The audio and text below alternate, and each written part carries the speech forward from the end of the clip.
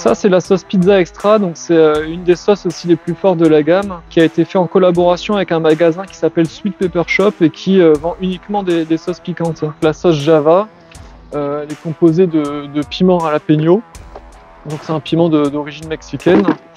Et en l'occurrence, pour cette recette, j'en ai besoin de 5 kg.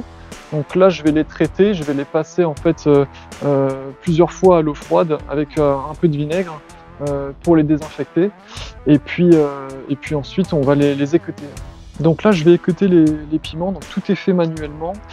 C'est assez chronophage, mais ça permet d'éliminer donc la partie non comestible du piment et de garder juste le meilleur, donc la chair. Donc là, on va mixer les piments pour en extraire toutes les saveurs. Et puis on va les mettre dans des seaux avant de les laisser macérer pendant à peu près 48 heures avant de les filtrer puis de les embouteiller.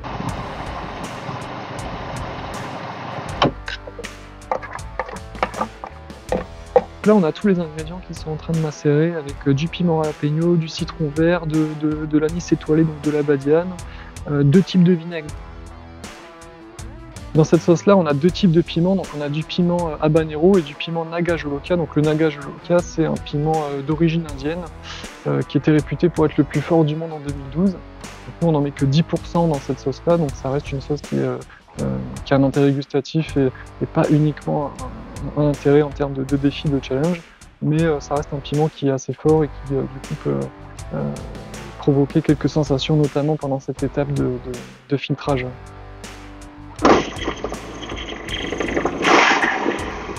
On va sentir là.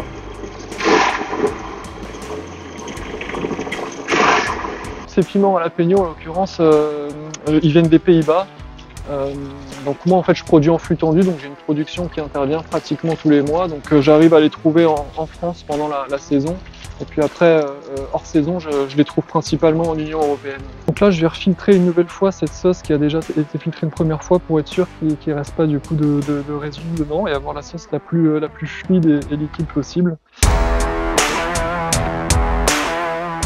Alors j'ai toujours été très attiré par la gastronomie, la cuisine. J'ai fait l'école hôtelière de Paris donc entre 2010 et 2013.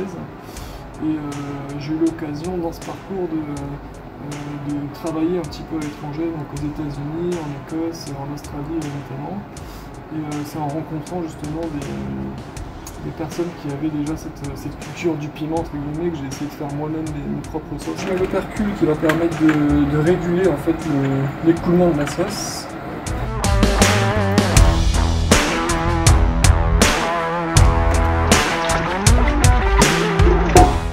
Donc cette sauce, nous on a créé notre propre échelle. En fait, l'échelle de Scoville, c'est une échelle qui permet effectivement de classer donc, le piment sur une échelle de force. Et nous on l'a réadapté du coup à notre marque. Donc là on est sur une sauce qui a 5 sur 10, donc à intensité moyenne. On a un piment habanero qui est assez intense, mais donc piquant et aussi adouci par la présence de mangue et de carottes. Donc la sucrosité du fruit va venir casser le côté uniquement piquant entre guillemets du piment. On a une sauce qui est à peu près donc à 200 000 sur l'échelle de Scoville, qui est donc à 8 sur 10 sur notre échelle de force, qui s'appelle donc la pizza extra.